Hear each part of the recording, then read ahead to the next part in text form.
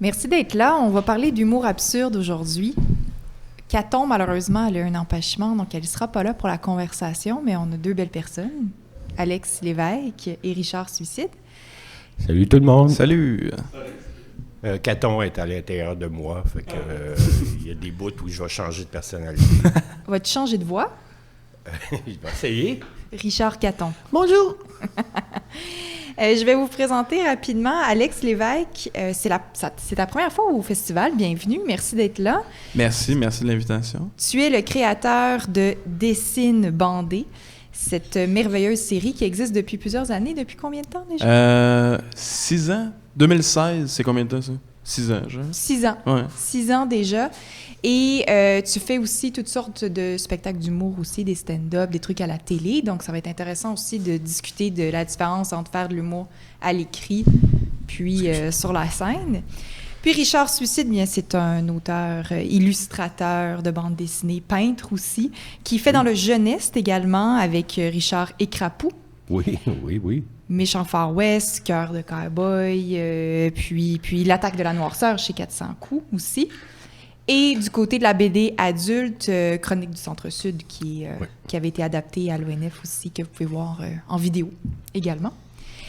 Et, Caton était censée être là, mais je veux quand même la présenter. C'est elle qui écrit Les Ananas de la colère, les enquêtes de Scooby-Doo, puis la liste des choses qui existent. Puis je vous invite à découvrir son travail parce qu'elle travaille beaucoup avec l'humour absurde également.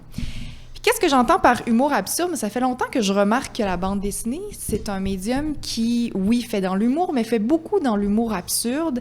Cette espèce de tendance à être dans l'illogisme, à s'opposer à des trucs droits, à de l'humour très léché. On y va plus dans des trucs décalés aussi, où parfois ça fait aucun sens. On joue avec les attentes du lecteur, de la lectrice en bande dessinée. Donc, je me suis dit, pourquoi pas en faire une table ronde, puis d'essayer de comprendre un peu pourquoi s'il y a cette popularité en bande dessinée ou dans l'univers du dessin, de l'humour absurde. Puis j'étais curieuse, Alex et Richard, de vous entendre sur... Est-ce que vous sentez que la BD est un médium qui se prête justement très bien à l'humour absurde? C'est pourquoi ça se colle ensemble, ces deux trucs-là, comme la BD et l'humour absurde? Richard?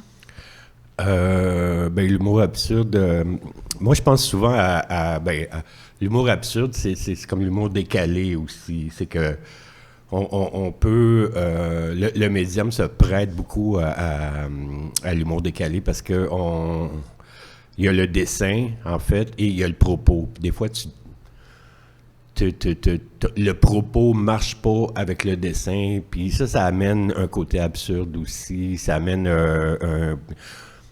une facilité du contrôle du message. OK, moi, souvent, je fais ça, en fait, là, puis c'est un peu plus dur à comprendre, le décalage entre l'image et le texte, mais en même temps, il y a comme un autre langage qui s'installe un coup de la lecture. C'est qu'il y a plusieurs niveaux de l'humour aussi. C'est facile à installer, là. Ouais, Alex? C'est l'infini des possibilités aussi, là. Tu sais, quand on dit le dessin, tu peux tout dessiner. Tu peux dessiner un dragon avec une moustache. C'est plus facile à faire que dans une image ou un film. Ça coûte moins cher à faire. Et aussi l'affaire de l'infini des possibilités. Faut que tu sois bon en dessin aussi, là. Moi, je suis quand même limité dans ce que je peux ça amène aussi un peu l'humour absurde parce que si le dessin n'est pas exact, ça l'amène comme une nouvelle interprétation un peu décalée. Donc, il y a quelque chose qui est aussi de l'ordre de l'humour absurde quand ton personnage... Ouais, je pense que le dessin, c'est vraiment la clé de tu peux tout faire, puis on peut être partout, ça peut être n'importe qui, ça peut être dire n'importe quoi, tu sais. Mais justement, est-ce que cette over-liberté fait en sorte que c'est difficile de choisir sur quoi faire une bande dessinée, sur quoi faire carrément une œuvre ou sinon une planche pour une journée? Est-ce que, vu que tout est possible, c'est difficile de faire un choix? Non, c'est pas difficile de faire un choix. Je trouve que la réalité elle-même, ce qu'on vit, l'absurdité est partout, en fait. Surtout chez les politiciens, surtout chez c'est un peu cruel à dire, là, mais on peut faire de l'humour avec à peu près n'importe quoi. Il y a des limites, là, mais bon, ça, c'est d'une personne à l'autre. Mais je trouve que des situations absurdes, il y en a partout. Il y en a partout. Là, je parlais des politiciens, là, puis ça, c'est un puits sans fond. Juste les écouter parler, là, ça n'a pas de sens. Mais je fais pas dans l'humour de politique. Là, c'est un aparté que j'ai amené, là, mais disons que, mettons comme j'ai fait dernièrement, OK, puis une expo au Cheval Blanc ce soir, vous avez tous. Je suis parti à partir... j'ai pris des planches de bande dessinée, des couvertures, et je les ai trempées dans la potion de l'absurdité. Fait que là, ça, c'était facile avec Tintin qui met des petites culottes trop courtes puis qui vaut des couilles alentour de lui. Et les schtroumpfs, c'est des moules, c'est des schmoules. Puis là, à partir de là, tout est possible. On peut... si on se laisse aller, on peut tout faire dans l'absurde. On peut aller très loin. C'est un peu dur de bâtir une histoire à longue échéance, mais dans le comic strip, ça fonctionne hyper bien. Mais il y a aussi, tu sais, faut que tu te mettes des limitations aussi. Quand tu dis tout est possible, ben il y a des limitations que il y a des affaires que je suis pas capable de dessiner, ou genre, je me dis, ben c'est dans 4 cases, c'est dans 3 cases. Fait que, tu sais, je me dis, ça reste là-dedans. Fait que, tu sais, ça, c'est les limitations que je me mets, puis là-dedans, ben je vais essayer de faire ce que je suis capable de faire. Fait que, tu sais, c'est pas trop overwhelming parce que je peux pas tout faire, là, tu sais. Ouais, il y a la limite de l'espace du fait que vous travaillez en bande dessinée aussi, là. Ouais, comme je disais, ben, comme le comic strip, c'est comme la porte ouverte à l'absurdité, parce qu'on a 3 cases ou 4. Faire du récit absurde en 400 pages, c'est un peu tough. Il y a peut-être du monde qui sont capables de le faire. Là, mais... Tu deviens mêlé, bien raide. À la fin de ce livre. Tu donnes mal à la tête au lecteur. Sûrement. Ah ouais, donc il y a comme une nécessité que ça soit des récits courts dans l'humour absurde? C'est plus facile, je pense, le comic strip, parce que tu as comme t'introduis le sujet, tu décales un peu, puis tu vas avec une fin complètement way out. Ça, c'est la recette. Parce que si tu casses les lois de la vraie vie trop, ça devient un cauchemar, là. Ouais. Parce que c'est ça, dans le strip, il y a des illogismes puis tout ça, mais faut que tu mettes des règles aussi, mais... Est-ce qu'à un certain moment donné, il n'y a pas un risque de tomber dans la recette, justement? Tu sais, tu disais, tu mets en scène quelque chose, tu surprends, puis hop, tu fais un punch absurde.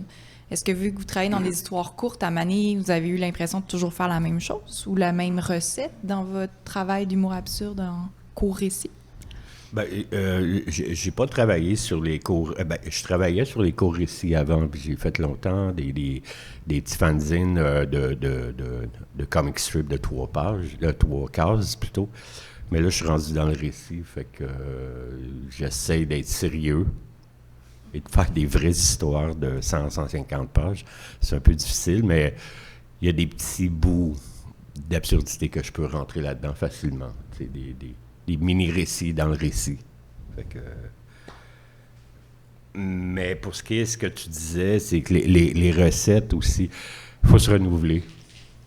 Parce que tu peux pas faire le même type de gag tout le temps. Si à un moment donné, il y a une usure, puis paf. Là, parce que le but, c'est de surprendre le lecteur. Fait que, si le lecteur, ben c'est un lecteur de longue date, si tu as tout le temps la même formule, c'est sûr qu'il va les voir venir. Fait que, c'est ça qui est le fun aussi, d'essayer de trouver des nouvelles manières de surprendre le monde, puis de faire comme genre, tu penses que je vais faire ce genre de gag-là? Non, finalement. Je vais te surprendre, tu sais. Ouais, un peu comme Gottlieb avec ses variations du gars qui scie la planche qui est assis dessus. Il est pas pire, lui. Il a fait plusieurs versions. Puis à un moment donné, ça délai solide, là, puis ça, j'aime ça. Comment tu fais, Alex, pour trouver des façons de te renouveler? Parce que on a parlé de 6-7 ans, il y a eu un bout que c'était chaque semaine. Comment tu arrives à trouver de la nouvelle inspiration pour surprendre ton lecteur? Je pense que ça part qu'il faut que tu te surprennes toi-même, là. De comme, quand je me surprends moi-même, là, je suis comme, ah ben là, ça c'est une bonne idée, c'est sûr, ça c'est original, parce que c'est comme essayer de se chatouiller. Tu vas pas rire parce que c'est toi qui te chatouille, mettons. Mais quand t'as une idée de blague, puis là, ça m'est arrivé la semaine passée que j'ai lu quelque chose, puis j'ai ri à voix haute pendant 1 minute.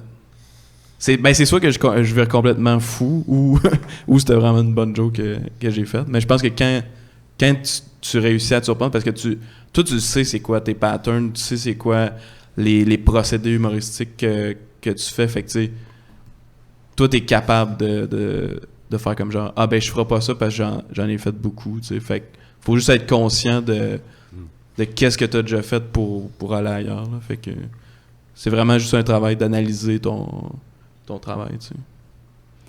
Mais c'est fascinant parce que je pense que il y a du renouveau. Peu importe si c'est toujours à peu près les mêmes dessins, c'est jamais le même gag, il y a toujours de la nouvelle inspiration. Est-ce que à un certain moment donné, t'as pas eu l'impression, il n'est pas arrivé dans ta réflexion que le monde allait t'associer uniquement à ça? T'sais, est-ce que là, ça va bien, tu roules, tu continues à en faire, puis à un certain moment donné, tu vas dire, OK, est-ce que je vais pouvoir faire d'autres types de dessins, d'autres univers? Ouais, c'est sûr qu'à un moment donné, on se tente, là.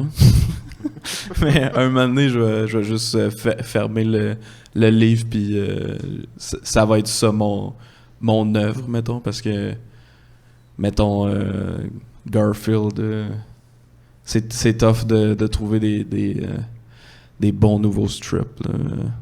Un moment donné, on fait le tour, puis moi, j'use qu'est-ce que je suis capable de faire aussi, puis justement les manières que je suis capable de surprendre le monde. Mais j'ai encore du fun, puis je suis encore capable de me surprendre, puis mais je pense que je vois une limite, for sure, là. Je sais pas. Ben, qu'est-ce qui aide beaucoup aussi à se renouveler, c'est des exercices un peu délirants, là, comme le Hourly Comic Day, là, quand que, tu fais un comic strip par heure dans la journée. Ça pousse à... mettons, c'est comme un exercice, c'est comme du workout artistique. Puis des fois, à travers ça, c'est sûr que le dessin est moins élaboré, là, tu essaies d'aller vite. Puis des fois, tu peux avoir des punchs incroyables, des bonnes idées qui te popent dans la tête tout d'un coup, tu sais. Puis ça, je le fais pas souvent, je trouve ça un peu souffrant. Mais c'est le fun à faire. C'est comme aussi le 24 heures BD, mais ça fait trop mal à faire, c'est trop dur. Mais mettons comme moi, j'étais parti, ma mère elle m'appelle à un moment donné, puis je faisais le Hourly Comic Day. Puis elle flippait sur son frigo. Elle s'est mise à se demander si son frigo fonctionnait encore. Fait qu'elle m'appelait, puis elle faisait les sons du frigo pour me demander qu'est-ce que t'en penses, tu sais. Puis ça, je suis parti là-dessus. Je pense que j'ai fait une demi-journée de comic strip de ma mère devant le frigo. Fait que, tu sais, la moindre petite anecdote peut t'amener à décaler cette idée-là tout le long, puis il y a plein de possibilités aussi, là.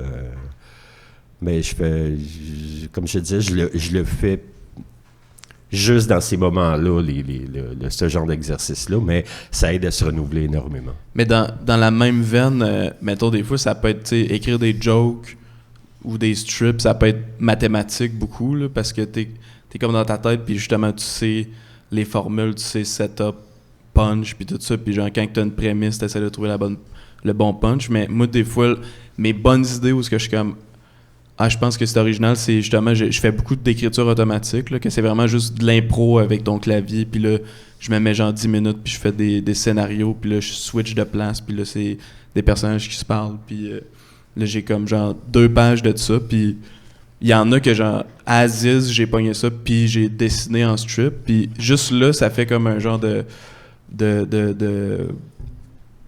c'est juste ta tête qui fonctionne, puis c'est pas tant logique, là. C'est comme un enfant qui fait une joke, là, de comme genre, il l'a pas pensé, c'est juste de quoi que ça sort, puis t'es comme, tabarnak, elle est bonne, ta joke, l'enfant. Mais c'est un peu ça, genre, l'écriture automatique, où ce que t'es comme, moi j'aime les jokes où ce que je suis comme, comment qu'il a fait pour arriver à ça? Ça me fascine, tu sais, parce que, tu sais, plus qu'on en voit, plus que t'es capable de décerner que, OK, il est parti de là, puis il a fait ça, puis je comprends le chemin. Mais on dirait juste de partir de l'impro, c'est comme une affaire que justement ça aide à te surprendre. Ça aide à aller ailleurs des places que tu irais pas, puis c'est ton vrai instinct comique, tu sais. Ouais. Fait que c'est ça qui ressort. Alors, est-ce que l'humour absurde est un art du spontané? Est-ce que quand vous retravaillez une joke ou une scène en BD, comme certains vont faire dans leurs œuvres, pendant des jours et des jours, vous cassez ce que c'est l'humour absurde? Ça doit être spontané?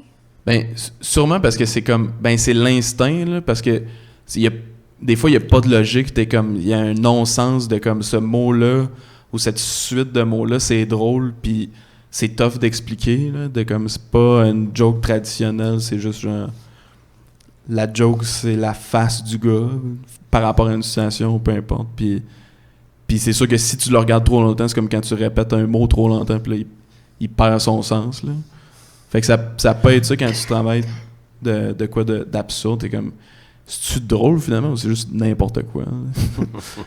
Ouais, mais ça peut être n'importe quoi aussi. Puis on n'est pas obligé d'être dans la joke quand on parle d'absurdité. Uh-huh. Ça peut être très...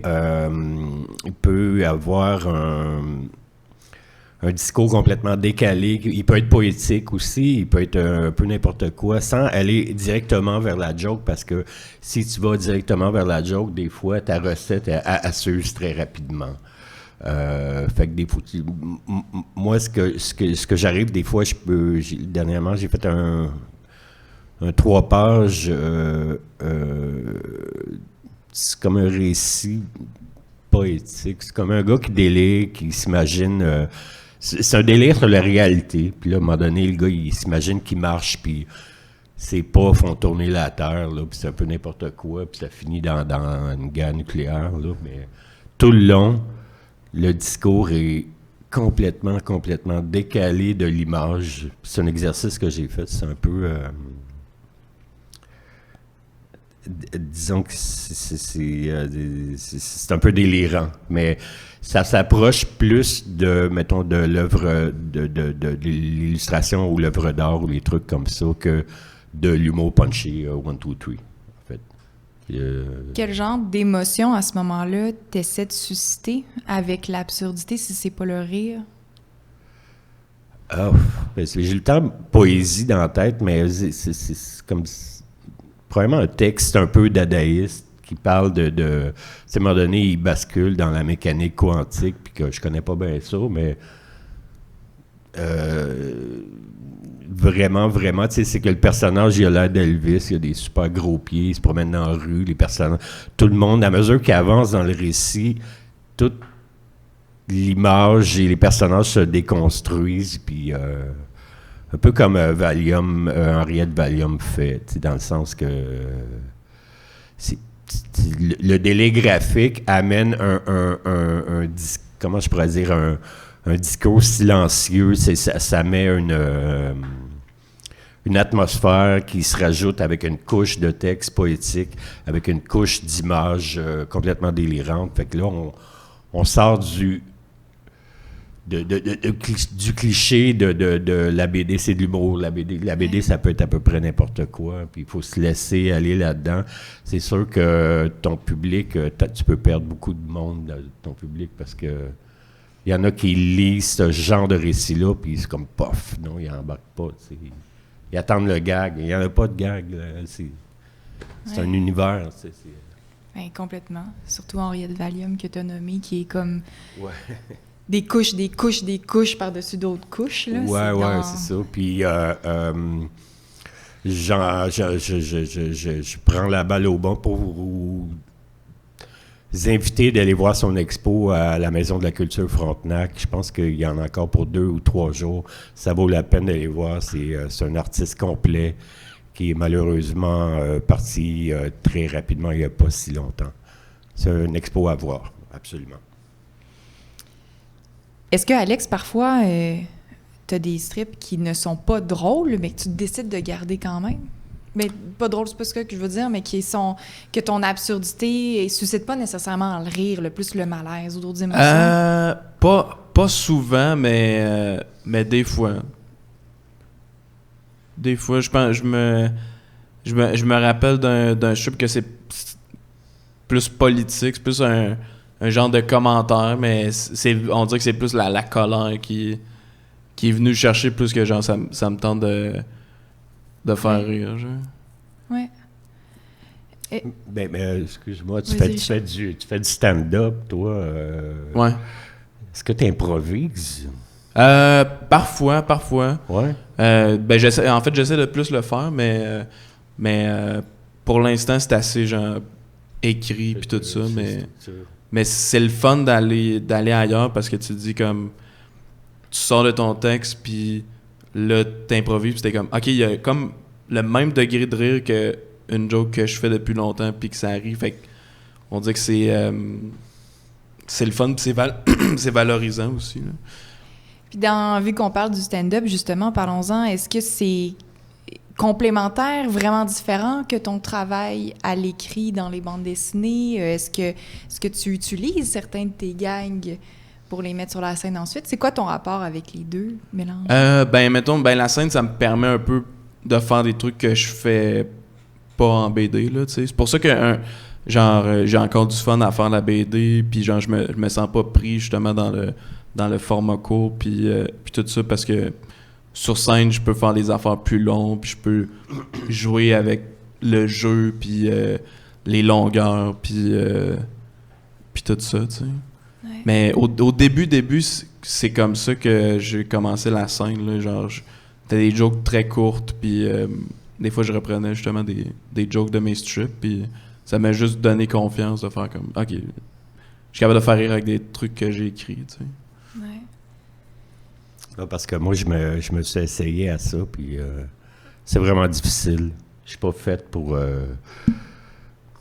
faire du stand-up, là, mais en tout cas, juste des textes, là, je sors du dessin, puis tout le kit.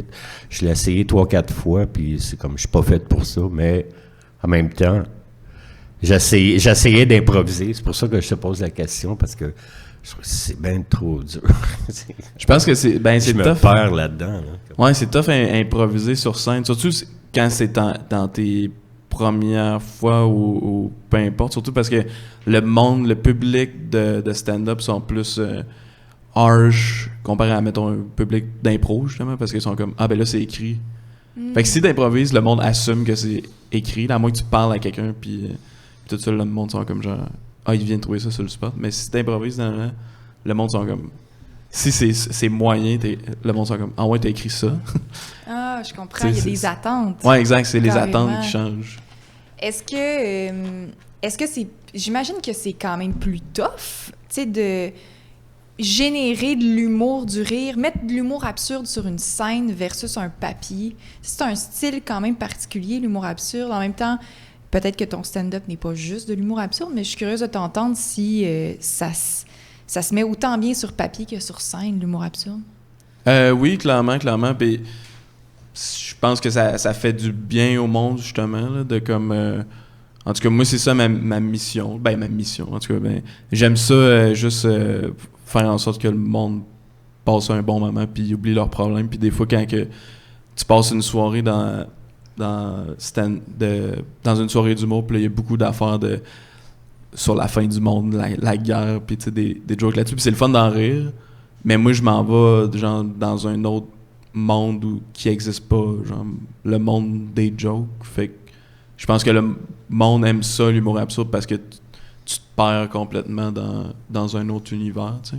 Puis je pense que ça marche parce que c'est clair qu'il y a un décalage avec la réalité puis d'autres choses. Surtout quand tu passes dans une soirée d'humour, justement, puis t'as plus des stand-up classiques. Puis moi, j'arrive avec des trucs plus conceptuels ou des personnages, tu sais. Fait. Ouais. Mais t'as utilisé un terme intéressant, t'as dit qu'il faut que ça soit clair, que ça soit décalé. C'est-tu parce que des fois, si t'es pas assez dans l'absurde, ça marche pas? C'est-tu parce qu'il faut vraiment que ça soit clair, le décalage? Je pense qu'il faut que tu paraisses en contrôle. Faut que le monde sache que... Tu sais, mettons, si tu joues le gars qui est pas bien sur scène ou que... Peu importe, faut que le monde il aille la clé que c'est pas la réalité. Pour qu'ils puissent rire de ça. Genre. Parce que c'est ça, d'où le nécessaire de se créer un personnage à ce moment-là, parce que le visuel est pas là. Fait que c'est ça. t'amènes, mettons, comme tu parles du gars pas à l'aise ou du je sais pas trop. Là, Puis je pense aussi que, tu sais, des fois, c'est le contraire aussi de comme. Je fais des trucs plus. J'ai l'air juste d'un stand-up normal qui parle des trucs, mais c'est complètement des mensonges que je dis, puis ça n'a pas de bon sens. Il y a ce décalage-là aussi. Là. Mais faut que le monde ait la clé, tu sais. C'est ça l'important. Mais c'est intéressant parce que c'est comme un drôle de mélange où à la fois tu veux que les gens te suivent, qui savent de quoi tu parles, qui peuvent avoir un lien de référence avec ce qu'ils sont en train de lire, mais en même temps de les surprendre, tu sais. C'est un jeu à 2 vitesses, à 2 pédales. Richard, toi, comment tu vois ça? Est-ce que tu intègres dans tes récits des éléments que les gens peuvent s'accrocher dans des références culturelles ou des trucs comme ça pour s'assurer que tu perds pas ton monde quand tu tombes dans l'absurde? Ou tu y vas puis tu dis au pire, je vais en perdre une coupe puis c'est pas grave? Ouais, ça dépend. Mettons, comme dans Chronique du Centre-Sud, j'ai créé comme l'univers. Mais en fait, l'univers existait. Je l'ai juste pris comme je le voyais et je l'ai amené. Fait que le monde, en fait, à travers tout ça, s'accroche au récit parce qu'il y a une suite, là, tu sais. Mais j'amenais, mettons, des côtés dans le texte de l'absurdité. C'est comme... le bison bourré dans mon récit, il passe son temps à boire. Puis là, à un moment donné, je dis pas, mais son but dans la vie, en fait, là, c'est qu'il aime. Il veut vider toutes les bouteilles du monde. Il veut devenir le chef des bouteilles. Puis là c'est comme ça délire de même. Fait qu'il y a des petits apartés d'absurdité qui sont là, mettons, comme des petits décors à travers le récit. Ça décrit le personnage aussi, tu sais. Et puis, je me suis servi de ça parce que c'était quand même 130 pages le récit. Fait que tu amènes des petits bouts comme ça. Ça bâtit le personnage pour amener à la conclusion du récit aussi, qui est quand même assez absurde. Oui, il y a des moments aussi où je me rappelle comme un cratère dans le dépanneur. Tu sais, il y a comme des détails. Oui, c'est comme... le personnage, en fait, il est sûr que le centre de l'univers, c'est dans ce marché-là. Oui, puis l'univers entier tourne autour de ce point-là. Fait que c'est comme... l'absurdité est amenée par le délire du personnage, littéralement, qui veut creuser parce que le centre de l'univers est là. Mais dans Chronique de Centre-Sud, j'ai l'impression que l'humour absurde a quand même une touche politique. Tu sais, tu disais, je fais pas dans le politique, mais il y a quand même quelque chose de réflexion sociale où l'humour sert à réfléchir aussi sur des questions. Oui, ben c'est ça. En fait, dans ce récit-là, il y a un discours social. Ça parle de gentrification, ça parle de pauvreté, ça parle de misère humaine, mais j'ai amené ça avec humour sans... Le côté difficile de ça, c'était de pas amener un personnage qui vit la misère puis de dire, regardez comment que les pauvres sont épais, ils boivent, puis ils sont même pas capables de se démerder. Tu sais, je voulais amener une réflexion sociale par rapport à ça, parce que, en fait, l'histoire, c'est le vieux bonhomme qui est alcoolique, qui ramasse des vidanges, puis à un moment donné, il se fait évincer. J'ai amené ce discours-là parce que, pour moi, c'était important, parce que je le vis dans mon quartier, je suis encore dans le Centre-Sud, puis ça a vraiment changé. Puis ce bonhomme-là, il existait vraiment, il s'est vraiment fait foutre en dehors de son logement. Puis ça n'avait pas de sens, et puis je me dis, il est parti où? C'est où qu'ils l'ont mis? Y a-t-il un coin où c'est juste des bisons? Il y a juste des cours avec des bouteilles puis des vidanges? Puis c'était triste aussi en même temps. Mais pourquoi l'humour absurde te semblait utile pour raconter cette histoire-là? En quoi c'était comme juste dans le ton? Mais parce que c'était à la base absurde. Moi, c'était mon voisin d'en bas, puis il parlait, je comprenais pas ce qu'il disait. Je disais, c'est un langage spécial. Puis puis j'y parlais tout le temps comme ça. Des fois, il ramassait des trucs d'un vidange incroyable. Puis là, ben, j'ai dealé avec lui. J'ai acheté une table à 3 pattes. J'ai donné 2 grosses bières, tu sais. Puis c'est absurde. Puis aussi, l'affaire du... parce qu'il y avait beaucoup d'itinérants qui vivaient là. Puis à un moment donné, dans les vidanges, ils trouvent un toutou énorme, là, comme... C'est gros de même, là, tu sais. Puis à un moment donné, il amène le toutou dans la cour. Puis là, plusieurs jours après, le toutou, il est vide. Il y a quelqu'un qui a décidé de le vider. Puis là, à un moment donné, il y a quelqu'un qui portait la peau du toutou. Il était sous. Puis je me dis, waouh, c'est le théâtre de la réalité en même temps, tu sais. On n'est pas obligé de chercher très, très loin puis de se tordre le cerveau pour trouver des récits incroyables parce qu'ils sont là devant nous autres, on les voit, tu sais. Est-ce qu'un auteur d'humour absurde est un bon observateur, alors? Il faut être observateur, j'imagine. Est-ce que vous êtes des bons observateurs? Ça dépend. Ouais, je dirais peut-être. Je suis pas convaincu. Non? Est-ce que tu te sers beaucoup de ce que tu vois pour le représenter ensuite dans tes strips? Des réactions des gens autour de toi, des scènes? Est-ce que c'est inspirant?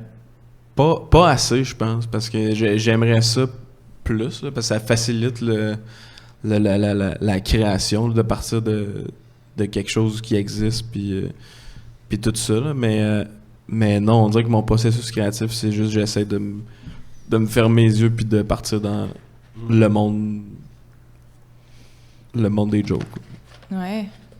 Mais Richard, dans ta pratique, toi, est-ce que tu penses que faut être capable d'observer avec un œil? Il faut voir des choses que personne d'autre voit pour le décaler ensuite, tu sais. Oui, ça, c'est carrément ça. Puis aussi, pas juste chez les autres, tu sais, on peut trouver des trucs absurdes sur la manière que nous, on agit. Tu sais, dans ton quotidien, mettons... je sais pas, tu sais, j'ai fait un strip sur un gars qui boit énormément de café, puis je bois énormément de café, puis je me suis dit, je suis devenu un gag là-dedans, là. Je me dessinais avec une tasse de 8 litres, là, puis c'est partout, c'est vraiment partout. J'imagine que ceux qui font du cinéma aussi font la même chose. Les formes d'art... de récit à la base, là, le cinéma, le théâtre, les trucs comme ça. On observe vraiment beaucoup notre quotidien, puis à partir de ça, je pense que notre récit, il est sur une base de réalité. Donc, on parle, parce que le récit, mettons que je pourrais dire vrai ou qu'il y a une base plus solide, il vient de la réalité. On n'a pas besoin de... Ben ouais, c'est sûr que si tu fais de la science-fiction ou des trucs comme ça, là, ton univers est décalé puis il va ailleurs, mais dans la réalité, c'est là qu'on trouve les meilleures bases de récits, les meilleurs personnages. On peut aller dans le côté poétique aussi, puis on peut décaler dans l'humour aussi énormément. Mais l'affaire aussi, c'est que peu importe que ça soit absurde ou abstrait ou le plus décalé, il y a tout le temps du monde qui vont s'y retrouver puis ils vont relate, là. Puis des fois, t'es comme, ouais, genre, tu te fais une affaire crissement fuckée, ça n'a aucun rapport avec la vraie vie, puis là, il y a du monde qui vont faire genre, hey, c'est comme moi la semaine passée. Là, t'es comme, ouais, mais tout le temps, là, fait que genre, peu importe où ce que ça se passe dans un vaisseau spatial de science-fiction, tant que c'est humain, même si c'est juste des extraterrestres, ça reste des interactions sociales, tu sais. Le monde va se retrouver dans n'importe quoi. Oui, c'est ça. Dans l'interaction sociale aussi, là, il y a beaucoup de matériel. Comme proche de chez nous, il y a une quincaillerie, et puis là, je fais des peintures, fait que souvent je vais acheter des panneaux, du bois comme ça, puis il y a comme un vieux monsieur qui est là, puis qui travaille, puis je me suis dit, on dirait qu'ils sont obligés de l'engager, je sais pas trop. Puis quand j'y vais, mettons, je suis allé, puis je dis, avez-vous du maçonnette, tu sais, puis le gars, il était à côté de la pile de maçonnette, puis il me dit, non, on n'a pas ça, du maçonnette. Ben là, je dis, il y en a là. Il me regarde dans les yeux, puis il me dit, non, ça n'existe pas, du maçonnette. Là, je me dis, wow, j'ai trouvé le gars, là, le déni, non, mais profond, ça n'existe pas, du maçonnette. sais, je m'attendais à ce que... Hey, t'as-tu des vis? Non, il y avait pas, ça n'existe pas des vis. Il y a juste des clous, OK? Puis je me suis dit, wow, OK. Puis là, ben, t'as l'inspiration qu'elle se présente, tu sais. Puis là, après ça, je regardais le bonhomme, je me dis, c'est impossible, là, c'est trop cool. Je vais le noter. Je le mets, tu sais, comme... Je le mets dans mes poches. À un moment donné, m'arriver, m'a faire de quoi avec ça, c'est clair et net. Ouais, t'observes Ouais, plus ouais. que d'autres personnes qui auraient comme fait « Ah, OK, mal ailleurs. » Ouais, c'est ça. Mais en plus, c'est lui qui a fait le gag. Ça n'existe pas, du maçonnage. Tantôt, Alex, tu parlais du public. Est-ce qu'il y a un public particulier à l'humour absurde ou ça peut s'adresser à tout le monde? Je pense que c'est n'importe qui. Ah oui? Est-ce qu'on pourrait, mettons, faire de l'humour absurde pour les enfants? Est-ce qu'il y a cette réception-là? Tu as fait dans le jeunesse, Richard, ça... Ouais, ben c'est pas moi qui écris les textes, là, en fait, là. Je veux faire mes textes, mais c'est un peu difficile d'amener... dans le livre pour enfants, on est encore dans le auteur-dessinateur. Tu sais, t'as l'auteur et t'as le dessinateur. Ça marche. On dirait qu'on a de la difficulté à penser que quelqu'un peut faire les deux choses. Mais en tant que dessinateur, on peut aussi amener...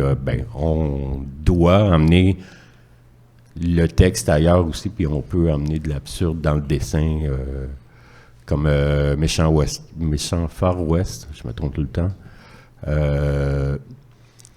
Moi, dans mes dessins, je mets énormément de détails, puis je mets des petits gags un peu partout, là, cachés dans le fond, là, puis les enfants aiment beaucoup ça. Fait que c'est ma manière d'amener l'absurde dans ça. Parce que, mettons, dans Méchant Far West, j'ai dessiné des macaronis un peu dans le désert, des trucs de même, puis les enfants comme « Hey, un macaroni dans le désert! » C'est vrai, il y a cette naïveté. Ouais. Mettons, c'est comme Élise Gravel avec sa patate à vélo, là, aussi. Là, elle a tombé dans l'absurde, puis ça a marché tout de suite, là, tu sais, fait que... Ouais. Là, c'est le macaroni dans le désert. On dirait que quand c'est de la jeunesse, c'est comme l'univers imaginaire. Quand c'est dans l'adulte, c'est l'humour absurde. C'est comme, c'est pas défini de la même façon. Là. Mais Alex, toi, c'est quoi... tu viens de dire, c'est accessible à tout le monde. Tu sens que ton public, c'est comme n'importe qui. Tu arrives à accrocher n'importe qui. C'est vraiment n'importe qui, mon public. Mais ouais, je pense que tant que tu aies l'esprit ouvert, puis ça peut être... peu importe l'âge, peu importe le milieu, je pense que c'est ça. Là. C'est quoi ta relation avec ton public? Parce que vu que tu fais des trucs qui reviennent, qui sont récurrents, j'imagine qu'avec les années, il commence à y avoir des attentes. Comment tu gères ça? J'ai pas tant d'interaction avec mon public. Là. Moi, je fais juste drop des strips, puis je laisse ça là, mais qu'est-ce que tu veux dire par... Ben, je sais pas, est-ce que des fois, il y a des gens qui trouvent ça vraiment pas drôle puis qui te le disent ou que, tu sais, dans les commentaires, en plus, c'est sur les réseaux sociaux, là, fait que, comme, est-ce que t'es permanent à ça ou... Le truc, c'est de pas lire les commentaires. C'est ça le truc, parce que tu sais que, genre, plus que tu descends dans les commentaires... Je vais lire comme les premiers, voir si j'ai fait une faute ou whatever, mais je sais que si je scroll assez loin... il va y avoir une affaire qui va me gâcher ma journée. Là. Il y en a tout le temps. On dirait que c'est le temps le même personnage. C'est ça. Puis tu scrolls tous les bons commentaires, puis t'es comme, oh, ouais, je veux scraper ma journée. Il est où le commentaire? mais ultimement, je m'en fous. Là, dans le sens que tant que le monde qui aime ça, moi, je veux juste me faire rire moi-même, puis je veux rire tout seul pendant une minute quand je trouve une nouvelle bonne joke. Fait que tu le fais d'abord pour toi, tu sais, puis après ça, le public, il rit. Ben, c'est ça la clé, parce que sinon... mais je pense qu'un moment donné, j'ai peut-être tombé là-dedans, justement, là, avec les réseaux sociaux, ça peut te monter à la tête, puis tu regardes les chiffres, puis là, tu commences justement à faire comme, OK, c'est quoi la formule qui marche le plus? Puis là, tu tombes dans le pattern de faire comme genre, ah ben, je vais en refaire juste parce que le monde aime ça. Puis là, je me suis rendu compte de comme, ah ben, c'est tellement pas...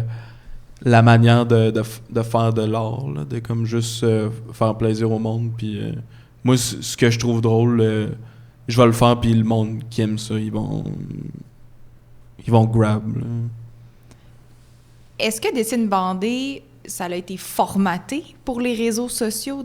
Puis avec les années, est-ce que ça l'influence? Le style que ça l'a pris? Est-ce que ça pourrait être transposé sur papier, par exemple, une publication éditée, ou c'est vraiment... ça existe juste dans le milieu virtuel? Ben, pour l'instant, ça existe juste dans le milieu virtuel, puis c'est comme... quand c'est arrivé, puis quand je l'ai commencé, c'était un peu comme c'était ça le but, là, c'est comme la meilleure affaire qui se fait le mieux partager. Tu sais, c'est une image, c'est que du texte, t'es pas obligé d'avoir de l'audio pour le consommer. C'est court, c'est carré, ça rentre dans un téléphone, tu sais. Moi, pendant une couple d'années avant ça, je faisais comme de l'animation flash, là. Puis tu sais, je passais comme une semaine pour faire une vidéo de genre 30 secondes. Puis le ratio de travail, puis monde qui voit, c'était horrible, là. Fait que tu sais, la BD, c'était un peu... Puis le strip, le webcomic, c'était un peu la façon de faire comme genre... OK, mais j'aimerais ça que le ratio soit un peu différent de comme... Je vais prendre le temps de bien faire un truc puis que ça soit bon, puis ça va être plus vu, tu sais. Je veux que ça soit vu, tu sais. Y a-tu des fois où tu as des pop-up, des idées, mais tu te dis « Ah merde, ça va être trop compliqué à dessiner ou à faire dans mon format, fait que t'es obligé de les éliminer » ou tu fais comme « Non, je vais réussir pareil à trouver une façon ». Des fois, je mets les affaires hors champ, là, de comme « Oh my God, un gros dragon détaillé là-bas. » C'est ça le truc, là. Mais ouais, des fois, je suis comme « Non, ça me tente pas de dessiner un hélicoptère, là. » Quand même tough à dessiner un hélicoptère. Ou les chevaux. Les chevaux, hein. C'est tough? Oh, God damn. Moi, je suis arrivé avec... quand on m'a proposé Méchant Far West, puis OK, des chevaux. Oui, OK. Fait que là, j'ai étudié tous les Lucky Luke. Comment ils dessinent des chevaux? Puis, mais j'aime pas ça. Ils ont voulu m'embarquer pour 3 autres tomes, puis j'ai dit non. C'est le club. Des autos, je sais pas, des fusées, mais pas des chevaux. OK. C'est bon à savoir. Ah non, mais il y a on a tous nos trucs là, qu'on n'arrive pas à dessiner, mais que c'est non, j'ai pas le goût de faire ça. C'est comme, Clairement. On parlait de formatage avec les réseaux sociaux, mais il y a eu aussi une espèce de forme de formatage dans la bande dessinée québécoise de classer l'humour absurde, c'est surtout comme dans une espèce de courant underground, de dire, bon, mais ça, c'est de la BD underground, on a parlé de Henriette Valium, mais il y a eu Julie Doucet aussi, puis Richard, tu as été embarqué dans cette espèce de catégorie. Est-ce que ça, c'est quelque chose qui t'a dérangé, tu sais, dans ton parcours de ce classement que, OK, ce que je fais, c'est, de un, c'est de l'humour absurde, de deux, ça va être considéré comme de l'underground, ou au contraire, tu as accepté ce formatage, cette catégorie? Je l'ai pas juste accepté, je l'ai souhaité. Mais là, on parle de... quand même un bon bout. Mais tu vois, là, il parle de réseaux sociaux, puis... c'était quand il n'y avait pas de possibilité, mettons, comme... là, je vais parler, mettons, des années 80, début 90, fin 80, pas de web, rien. Fait qu'on imprimait, nous autres même, nos comics, des petits comme ça. Puis je me rappelle que, avec des amis, on faisait les bars avec nos comics, puis on les vendait. C'était la méthode de diffusion. C'est sûr que, comme tu beaucoup moins de monde que sur le web. Mais justement, comme tu dis, on avait les commentaires, les mauvais commentaires. Les avaient en pleine face. Ouais, c'est ça. Ouais. Tu avais même la face du gars qui aimait pas ce que tu fais et qui te le disait. Mais c'était, mettons, c'était une volonté de faire un art décalé, un art un peu plus underground, comme tu dis, là. Puis le désir y était de le faire. On avait l'impression de casser le genre, mais en fait, on ne le cassait pas tant que ça. C'était juste dans notre tête. On amenait, mettons, comme ailleurs que le franco-belge, ailleurs que toutes ces choses-là. Fait que... c'était un désir, mettons comme Valium, c'est un désir là, d'exploser la tête du monde avec ses BD. Et puis, ouais, c'est ça. Mais c'est comme juste plate que il n'y avait pas le support du web à l'époque. Mais il y avait la photocopie, l'imprimé, tu te promènes avec ton sac, puis tes BD, puis tes vends, puis tes distribues, puis tu fais une boîte, t'envoies ça en Europe, tu sais, ça coûtait super cher, puis c'était long, ils le recevaient 1 mois et demi plus tard, tu sais, mais il y avait un désir de diffusion. Mais ça a créé un courant, ça a créé dans l'imaginaire de l'histoire de la BD québécoise quand même il y a cette strate-là, tu sais. Ouais, c'est le fun. Ouais. C'est... Mais il y avait, à la même époque, en France, en Europe, la même énergie, en fait, qui a popé un peu partout. Peut-être un peu aux États-Unis, là, mais ça, je connais moins. Mais surtout en France, le début de l'association aussi commençait avec des petits zines comme ça. Il y avait la même énergie. En Italie, il y en avait un peu. Moi, j'envoyais mes BD, mettons, comme dans des zines en Italie. J'en ai passé en Europe de l'Est aussi. On avait des photocopies. Fait que là, c'était une copie d'une copie d'une copie qui passait dans un zine, puis des fois, tu te retrouvais avec ta BD complètement décalée, là. Tu voyais là, qu'il y avait le grain, puis... Ou tu reçois une compilation, mettons, à un moment donné, j'ai reçu une compilation d'un zine en Macédoine que je connaissais pas, puis ils m'ont envoyé, puis ils dit on a passé tes pages là-dedans. Oh boy, OK, je savais pas, tu sais. Ah mon Dieu, il y a ça dans le web aussi, là. Puis c'était traduit, ça, c'est l'ancêtre de ça. Mais Alex, est-ce que tu as l'impression de faire partie d'un mouvement de l'humour absurde sur le web? C'est tout ce qui est des memes, puis cette espèce de culture populaire actuelle. C'est quelque chose que tu t'identifies? Ou? Je m'identifie, ouais, un peu, mais on dirait que je me sens un peu à l'écart, justement, parce que c'est un différent médium, mettons. Mais ouais, on dirait que moi, je me suis beaucoup inspiré des webcomics américains des années 2010. T'sais. Ça, je pense aussi que c'était comme une forme de rébellion des strips de journal, là, vu que c'est la première fois que tu pouvais t'auto-publier sur le web puis avoir ta propre liberté. Fait que genre, il y a plein d'affaires de fucké, puis t'as pas de restrictions de ton publisher ou whatever. Fait que tu sais, il y a une liberté un peu. C'est vraiment drôle parce que en fait, là, c'est comme...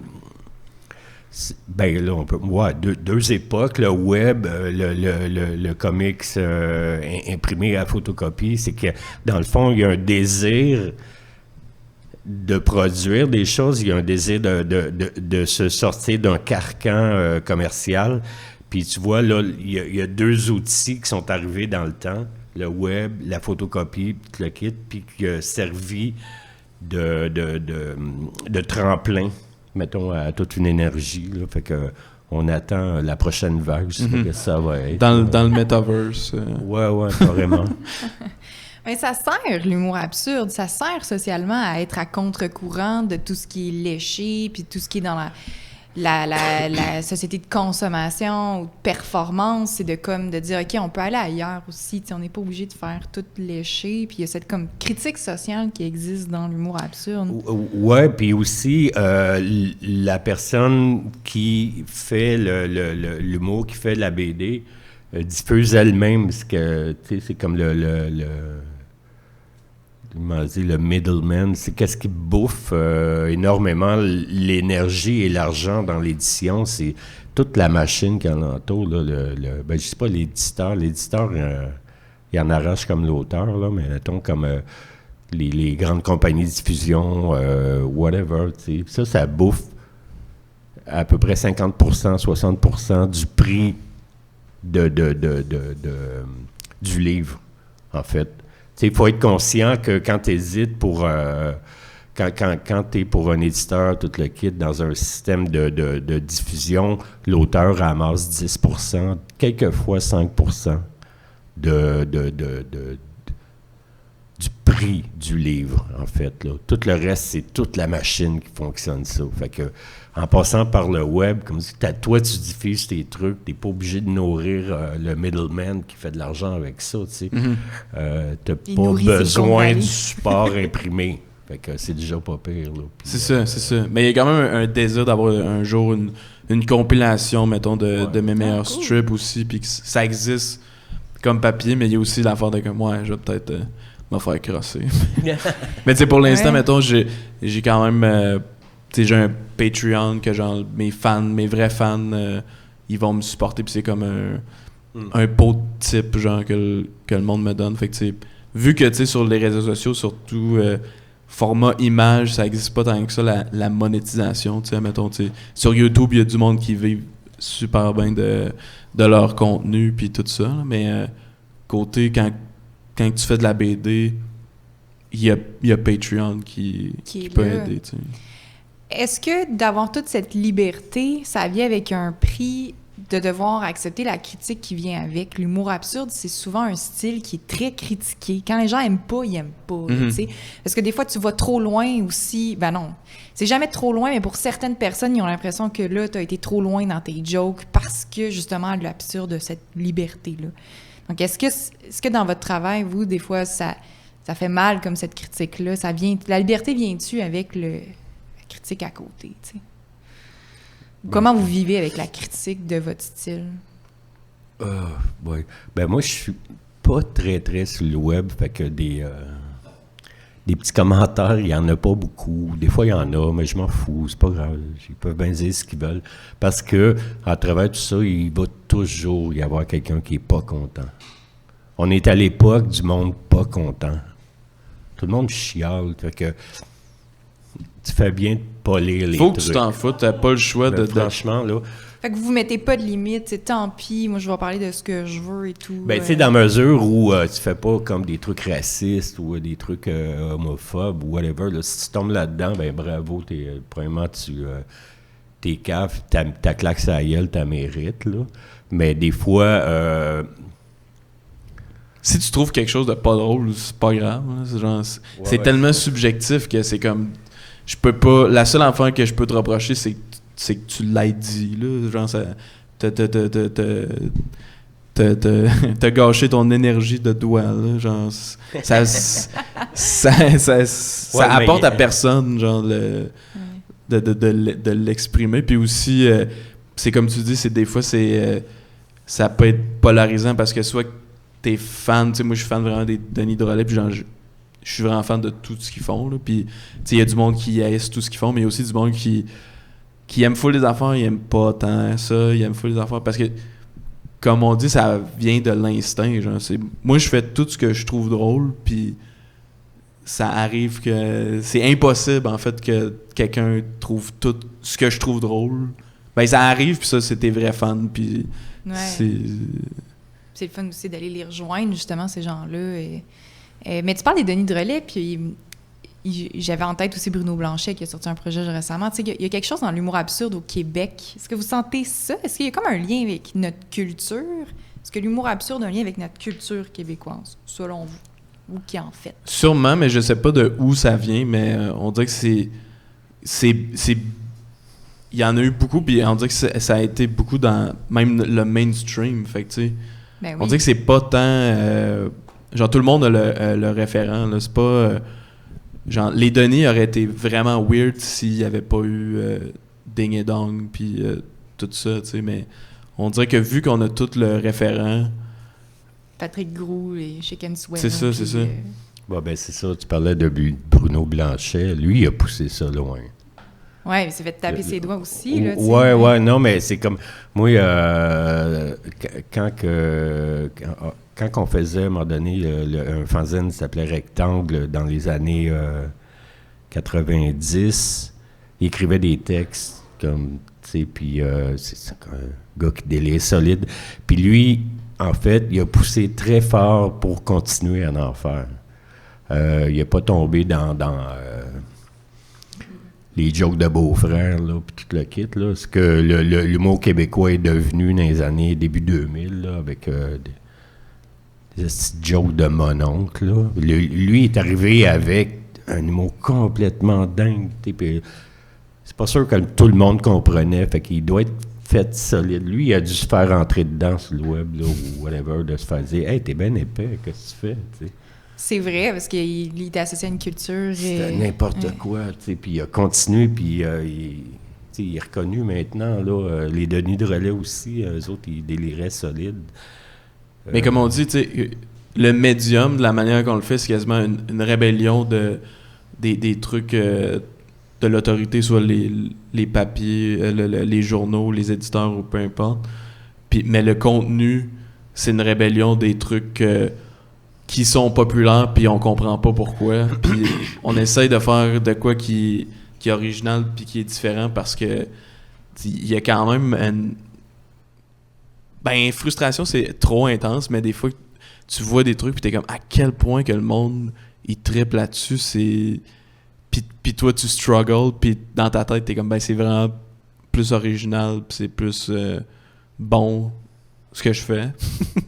Non, ouais, c'est ça, c'est que dans le sens que tout ce qui arrive avec... je vais encore dire le mot commercial, là, mais là, c'est vrai, parce que il y a le désir de plaire à le plus de monde possible, puis si tu veux plaire à tout le monde, il faut comme t'aplatisses un peu ton humour, t'as fait un peu plus gentil, tu veux pas déplaire à personne. Fait que l'humour qui déplaît à personne, c'est un humour plate.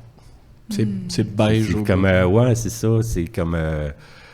Il faut s'attendre à choquer du monde, il faut s'attendre à qu'il y ait du monde qui ne soit pas content, puis c'est tout, puis c'est that's all, tu sais. Je sais pas qui c'est qui a dit ça, mais au prix que je payais, je peux me permettre d'être gratuit, tu sais. Mais ce qui est le fun aussi, justement, avec Internet puis tout ça, c'est que même si, tu sais, c'est tough au Québec de vivre de ton art quand c'est plus weird ou décalé puis absurde, moi, j'ai quand même un petit bassin, genre, ailleurs dans la francophonie, tu sais. J'ai peut-être comme... Tu sais, quand je check mes stats, c'est comme peut-être 25% comme en France. Fait que là, c'est le fun que ça voyage. Puis là, je peux avoir un plus grand étendu que j'aurais eu avant, puis... Ouais. Ce que vous faites est nécessaire. Ça prend du décalé. On est comme des médecins. La même affaire. Alex Lévesque, Richard Suicide, merci d'avoir été là. Merci. Merci. Voilà, c'était l'humour absurde. Caton qui fait dire merci à travers. Oui, c'est ça. Ça fait dire que lisez Scooby-Doo. Je m'excuse de ne pas être ici.